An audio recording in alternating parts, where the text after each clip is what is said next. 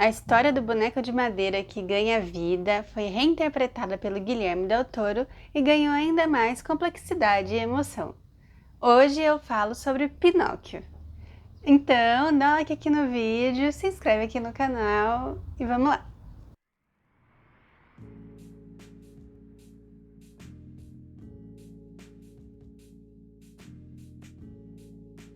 Oi pessoal, tudo bem? Eu sou a Lu e esse é o canal de Cinefilu. Pinóquio é um filme de 2022 dirigido por Mark Gustafson e pelo Guillermo Del Toro, que já comentou em entrevistas que desde 2008 ele estava tentando produzir um filme sobre essa história e que ele é um fã dela desde que era criança. Como animação da Disney na década de 40, o filme também é baseado na obra literária As Aventuras de Pinóquio, do italiano Carlo Collodi, mas com algumas reinterpretações da trama conforme a visão dos diretores. E reinterpretação e remakes de filmes clássicos estão em voga nos últimos anos e às vezes dão até um friozinho na barriga, né? Ainda mais no caso específico de Pinóquio, que já tem um remake lançado em 2022, no caso em live action pela Disney, dirigida pelo Robert Zemeckis, que não foi nada bem recebido pelo público nem pela crítica. Porém, isso não tem sido o caso do Pinóquio do Guilherme Del Toro, que unindo a beleza das técnicas de stop motion com as pequenas adaptações da trama e os toques do sobrenatural e os toques dos diretores, causa um todo muito emocionante, complexo e envolvente. Um filme do qual é difícil passar incólume por sua magia. Os toques do estilo do Guilherme Del Toro são bem perceptíveis, tanto no uso da cor da fotografia, como num verde que remonta ao perigo nos filmes dele, quanto no tom de sobrenatural, que leva perto do horror também, como nas criaturas que ele reinterpreta como o que seria a Fada Azul da história original, e todo o mundo envolvendo o pós-morte, mas também alguns elementos temáticos que ele traz, como a presença de um carnival, um circo, que ele já tinha trazido, por exemplo, no seu filme O Beco do Pesadelo, assim como no pano de fundo de uma alma pura, sobrevivendo em um contexto social autoritário, aqui no caso, a Itália fascista, que é claramente retratada e até o filme ele tira um sarro com Mussolini.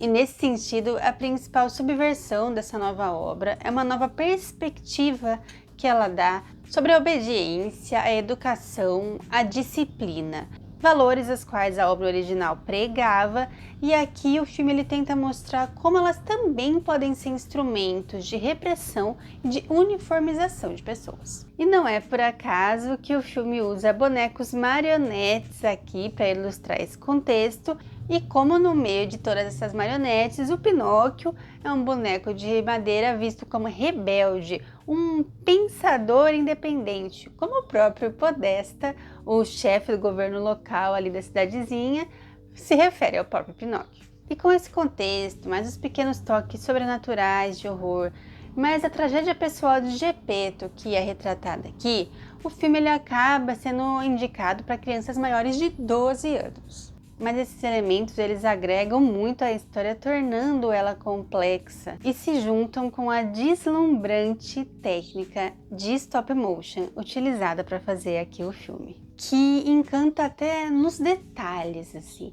O design dos personagens, que parece que traz alguma coisa de um realismo fantástico, foi baseada nas ilustrações de Chris Greenlee para um livro, para uma edição do próprio livro do Pinóquio, juntamente com a própria iluminação que eles conseguiram trazer aqui, como os raios de sol batem na pele dos personagens, e os próprios traços de madeira que a gente consegue ver às vezes nos personagens, tendo a madeira uma importante simbologia aqui no filme, faz ainda tudo se aninhar de uma forma mais bonita. E lembrando que na Netflix tem um documentário curto de uns 30 minutos explicando um pouco mais sobre o processo da criação do filme, especificamente da técnica de stop motion utilizada aqui, das equipes americanas e mexicanas que estavam trabalhando nesse aqui, que é bem legal se você quer saber um pouquinho mais sobre a produção do filme. Que ainda tem alguns momentos musicais esparsos com composições do Alexander Desplat, que são lindas e emocionantes, que agregam para o que está acontecendo na trama, principalmente no que toca às várias relações paternas que o filme acaba desenvolvendo. E dando vida a tudo isso, a gente tem personagens muito carismáticos que já estavam no nosso imaginário desde a infância, assim como alguns que foram reinterpretados. O destaque tem sido o Grilo Falante, cuja voz em inglês é do Ewan McGregor, que é o narrador da história e tem alguns toques de humor bem engraçados, mas tem um super elenco aqui dando voz aos outros personagens também. E o mais curioso é a Cate Blanchett tendo a sua voz para interpretar um macaquinho espazatura que só se comunica através de alguns grunhidos. Então Pinóquio ele une a beleza plástica dessa técnica de stop motion utilizada de forma maravilhosa com uma trama que traz a complexidade das relações humanas e da vida humana e do nosso próprio ciclo de vida, simbolizado, como eu disse aqui, pela madeira. Lembrando que o próprio Pinóquio é um boneco de madeira. Então é como se o filme conseguisse alinhar muito bem a maioria de suas simbologias, trazendo complexidade nas emoções que retrata e que nos passa. A gente sente alegria, a gente sente tristeza, a gente sente ternura e sai desse filme realmente tocado por a história muito emocionante. Pinóquio está disponível para streaming na Netflix e eu quero saber de vocês o que vocês acharam do filme também. Deixem nos comentários o que vocês acharam. Muito obrigada por seguir até aqui comigo. Se gostaram do vídeo, deixem um like aí e logo eu volto. Até a próxima!